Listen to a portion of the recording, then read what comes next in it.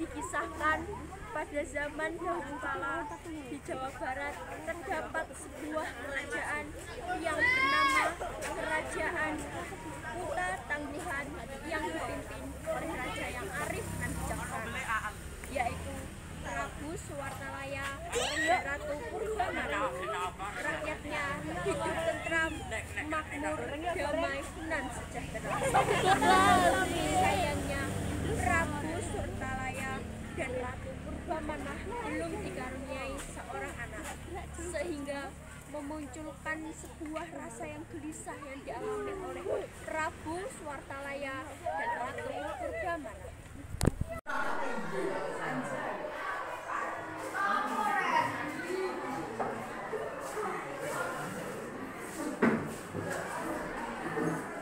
Sudahlah Dinda, jangan murung dan menangis terus. Kalau Dinda bersedih terus seperti ini, Kanda jadi ikut bersedih. Gimana tidak menangis Kanda? Kita sudah menikah bertahun-tahun tapi belum dikaruniai seorang anak.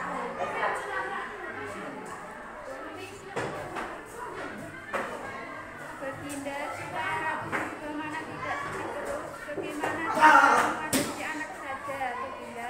Barangkali bisa mengurangi kesedihan Ratu.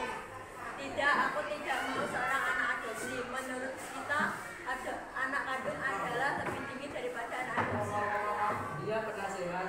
Aku pun juga tidak setuju jika mengangkat seorang anak buat kandung. Anak kandung adalah lebih baik daripada anak adopsi.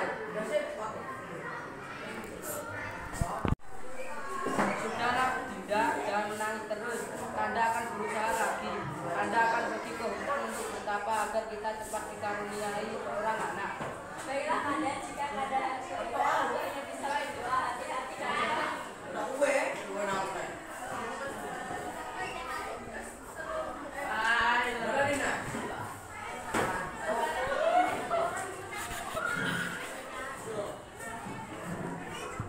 Pergilah Prabu ke hutan untuk bertapa. Di sana Prabu terus-menerus berdoa agar dikaruniai seorang anak. Beberapa bulan kemudian, keinginan mereka terkabul karena Purbamana pun mulai hamil. 9 bulan kemudian, Ratu Purbamana melahirkan seorang putri.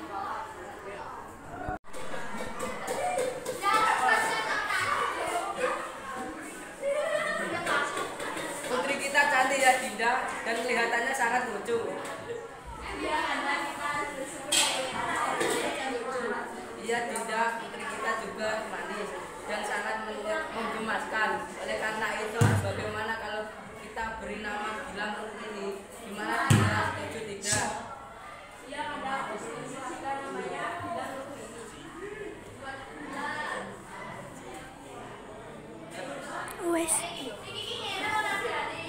Saat raja dan ratu sedang berbahagia, datanglah penasehat kerajaan.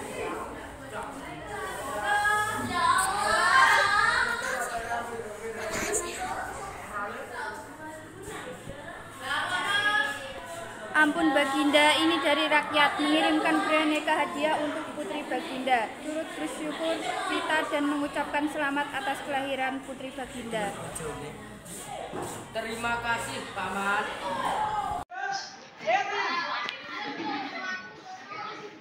Bu, tolong buatkan kalung yang sangat indah untuk putriku. Dengan senang hati yang mulia, ahli perhiasan itu lalu bekerja dengan sebaik mungkin.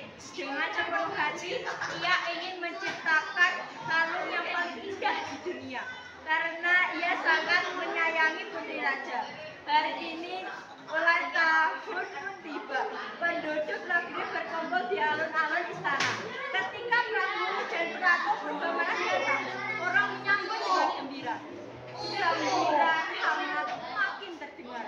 Ketika putri yang cantik jelita muncul di hadapan semua orang mengagumi kecantikannya.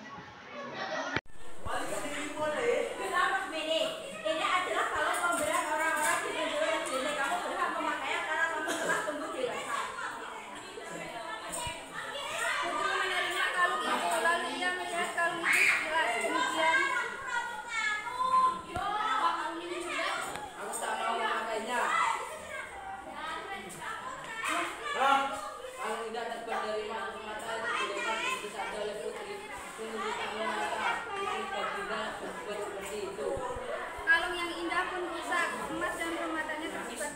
itu rakyat yang hadir terkejut saat seorang berbicara. Suasana hening. Tiba-tiba Ratu Permana menangis melihat perilaku ibunya. Rakyatnya pun menangis melihat Ratu Permana menangis. Akhirnya semua pun meneteskan air mata hingga istana basah oleh air mata mereka.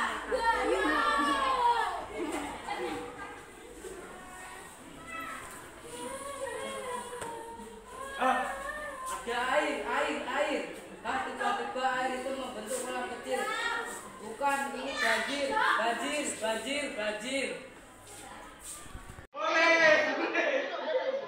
Raja dan Ratu tengah datang.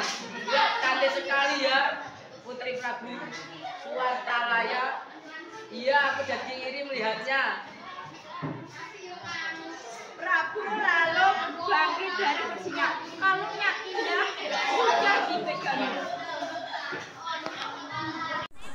Tak hanya keluarga istana yang berbahagia, rakyat turut berbahagia mendengar kabar tersebut. Sayangnya, Gilang Rukmini tidak diasuh secara baik oleh Prabu Suwartalaya dan Ratu Purbamana. Gilang pun tumbuh menjadi gadis yang manja dengan sifat-sifat yang kurang baik. Dia tak segan berkata kasar tanpa mendapatkan apa yang diinginkannya. Walaupun begitu, baik Prabu Suwartalaya, Ratu Purbamana, dan rakyat sangat mencintainya. Hari berlalu, putri pun tumbuh menjadi gadis remaja tercantik di seluruh negeri. Dalam beberapa hari, putri akan berusia 17 tahun, maka para penduduk di negeri itu pergi ke istana. Mereka membawa aneka hadiah yang sangat indah. Prabu mengumpulkan hadiah yang sangat banyak itu, lalu menyimpannya dalam ruangan istana. Sewaktu-waktu, ia bisa menggunakannya untuk kepentingan rakyat. Prabu hanya mengambil sedikit emas dan permata. Ia membawanya ke ahli perhiasan.